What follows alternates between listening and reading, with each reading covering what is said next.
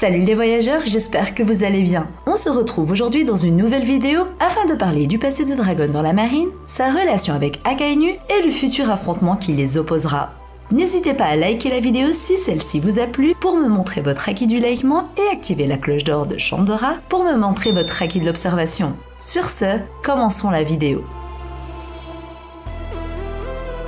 Monkey D. Dragon. Dans le monde de One Piece, il existe des figures légendaires dont le destin a changé à jamais le cours de l'histoire. Aujourd'hui, nous allons plonger dans l'histoire fascinante de Monkey D. Dragon, un homme qui a jadis servi dans la marine avant de devenir le fondateur de l'armée révolutionnaire. Dragon est né dans l'ombre de la légende en tant que fils de Monkey D. Garp, le célèbre vice-amiral de la marine. Dès son plus jeune âge, il était destiné à suivre les pas de son père, mais le destin en avait décidé autrement. Dragon rejoignit la marine où il fit preuve de compétence et de détermination. Il gravit rapidement les échelons, devenant un officier respecté et redouté. Cependant, il devint de plus en plus conscient des injustices perpétrées par le gouvernement mondial et la marine. Un jour, après des années de loyaux services, Dragon prit une décision radicale. Il démissionna de la marine, abandonnant son statut et son pouvoir pour poursuivre une cause qui lui était chère, la liberté. Dragon était désormais un révolutionnaire. Avec pour objectif de détruire le gouvernement mondial et de rétablir la liberté dans le monde, Dragon fonda l'armée révolutionnaire. Il rassembla des individus venant des quatre coins des mers, partageant son idéal de justice et de révolution. L'armée révolutionnaire est devenue une organisation secrète, opérant dans l'ombre, cherchant à renverser les tyrans du monde. Ses membres, comme Sabo, Ivankov et Kuma, sont devenus des noms redoutés, luttant pour un avenir meilleur. Dragon lui-même est devenu une énigme, un homme mystérieux que le gouvernement mondial craint. Ses actions secrètes ont semé la discorde parmi les dirigeants du monde et sa quête pour la liberté est devenue un symbole d'espoir pour les opprimés. L'histoire de Monkey D. Dragon est celle d'un homme qui a choisi de défier son propre destin pour lutter en faveur de la liberté. Son passé dans la marine et la création de l'armée révolutionnaire ont façonné un personnage légendaire dans l'univers de One Piece. C'est avec le dernier chapitre en date, le 1097, que nous avons finalement eu la confirmation que Dragon faisait jadis partie de la marine. C'était une idée très répandue dans la communauté et maintenant que c'est officiel, une porte s'ouvre sur plusieurs théories concernant les personnages de Dragon et Akainu et leur futur affrontement. Mais pourquoi cette confirmation me fait-elle dire qu'un affrontement entre l'amiral en chef et le chef des révolutionnaires prendra place? Tout simplement parce que le chien rouge voue une haine envers le père de Luffy et cela nous a été montré durant la bataille de Marineford, durant laquelle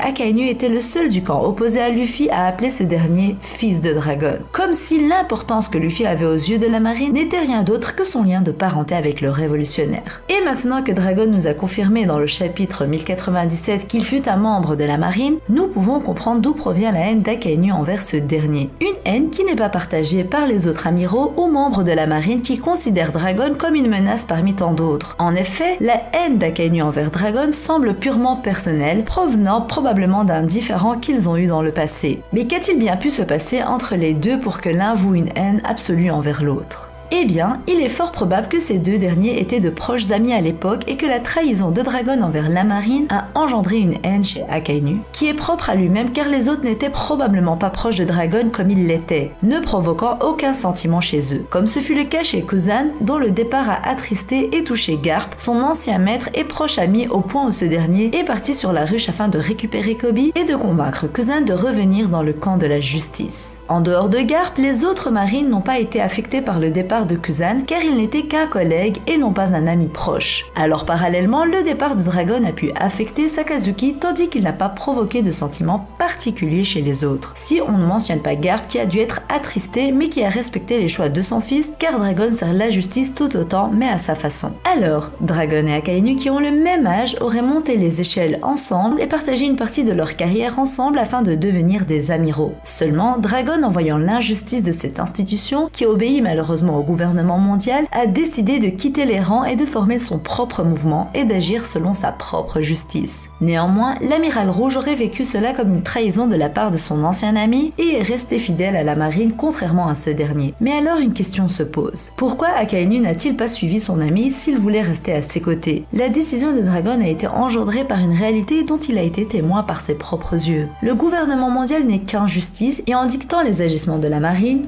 les soldats qui rêvent de servir la justice justice pour établir la paix dans le monde en combattant les pirates pour le bien des civils, se retrouve à faire régner l'injustice sans pouvoir y faire quelque chose. C'est pour cette même raison que Kuzan a rejoint Barbe Noire pour être libre de ses agissements, et c'est pour cette même raison que le Sword a été créé, pour enfreindre les règles et servir la véritable justice et non pas la dictature du gouvernement. Alors pourquoi le chien rouge, qui pourtant n'idolâtre pas les dragons célestes comme Lucci ou Aramaki et qui n'a aucun respect pour les doyens, n'ayant pas peur de les engueuler, n'a-t-il pas suivi Dragon pour servir la justice? Eh bien, je pense sincèrement que Akainu sait très bien que la marine fait régner l'injustice contre son gré en servant le gouvernement mondial et que son but depuis ses débuts était d'être à la tête de la marine et de lentement mais sûrement changer son institution, ses règles afin de faire d'elle un établissement indépendant du gouvernement mondial. Une promesse qu'il s'est faite et qu'il a partagée à Dragon, voulant faire cela avec lui. Cependant, Dragon a préféré bâtir sa propre institution, celle des peuples, et de directement s'en prendre au gouvernement mondial pour les faire tomber. Un choix qui est mal passé auprès de l'amiral en chef, qui pense qu'une seule institution doit exister pour faire régner la paix et qui a sûrement pris le choix de Dragon comme un manque de confiance en lui. Alors, la marine qui a été jusqu'à aujourd'hui sous le règne du gouvernement mondial ne tardera pas à se défaire de son emprise. Akainu a mis en marche son plan dès qu'il est devenu amiral en chef. Il a déplacé le QG dans le Nouveau Monde afin de montrer qu'il n'a pas peur des pirates qui règnent sur cette mer, à savoir les Yonko. Et il a resserré les vis dans ses rangs. Il n'y a pas place à la rigolade avec lui. La marine est la plus puissante sous son règne, montrant sa ardeur et son ambition. Et c'est ainsi que petit à petit, Akainu rend la marine plus forte, donc plus indépendante, qu'il déplace le QG afin de renouveler les règles et agissements au sein de l'institution pour bientôt se dissocier du gouvernement mondial. Malheureusement, les pirates deviennent incontrôlables depuis la destitution des corsaires et la défaite des Yonko, Kaido et Big Mom, avec des têtes qui ne cessent d'évoluer et de marquer l'histoire de la piraterie comme l'ancienne génération l'a fait. Raison pour laquelle il était contre la destitution des Shichibukai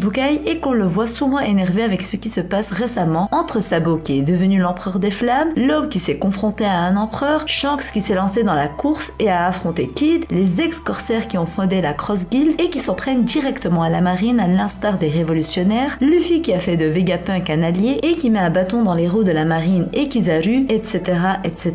Mais maintenant que nous entrons dans un monde mouvementé où les affrontements ne cessent d'aboutir et que l'équilibre n'existe plus, Akainu entrera bientôt en action et fera de la marine une institution parfaitement indépendante. Mais cela ne fait bien évidemment pas de lui un allié. Il reste un ennemi des pirates et des révolutionnaires qui sont à ses yeux des hors-la-loi qui ne devraient pas exister. Nous avons eu deux des amiraux pré-ellipse affrontant deux Monkey D, et nous aurons bientôt les troisièmes d'entre eux qui croiseront le fer. Et ces trois combats ne s'alignent pas simplement pour faire un parallèle entre les trois anciens amiraux et les trois Monkey D. Ils racontent pour les trois quelque chose. Le combat sur la ruche opposait un maître et son ancien élève. Un élève qu'il n'a pas su rallier à sa cause, montrant encore l'échec de Garp, comme ce fut le cas avec Dragon, Luffy et Sabo et maintenant Kuzan. Mais il a permis de nous montrer l'héritier du vice-amiral qui suivra ses idéaux et qui est la raison principale du conflit, Kobe. Garp a pu donc s'en aller en paix, souriant car il a accompli son devoir. Il a fait son temps, mais surtout trouvé celui qui héritera de ses idéaux et qui lui restera fidèle. Une écriture qui symbolise l'échec et la tristesse du personnage de Garp, mais qui nous tease le futur de Kobe qui accomplira ce que son maître n'a pas pu faire. Bien qu'il haïsse les dragons célestes, Garp a obéi aux ordres de la marine et donc du gouvernement mondial toute sa vie. Il a été incapable de changer les choses, mais la nouvelle génération, qu'il a formée avec amour, le fera. Et cela a permis à Garp de garder le sourire même dans ses derniers moments. La bataille de Egghead a opposé quant à elle le Yonko Luffy à l'amiral Kizaru, et ce combat était un combat qui devait prendre place pour montrer l'évolution de Luffy et de ses Nakama. En effet, si à Chaponji ils étaient réunis beaucoup trop faibles pour un seul amiral de la marine, Luffy a maintenant atteint un niveau lui permettant d'affronter les amiraux seuls et de même les vaincre. Kizaru a tout bonnement traumatisé les Mugiwara il y a 2 ans. Il a continuellement ridiculisé Luffy à Marineford et le traumatisme a été important puisque même maintenant, Usopp et Brook craignent l'amiral et se souviennent de ce qu'il leur a fait par le passé.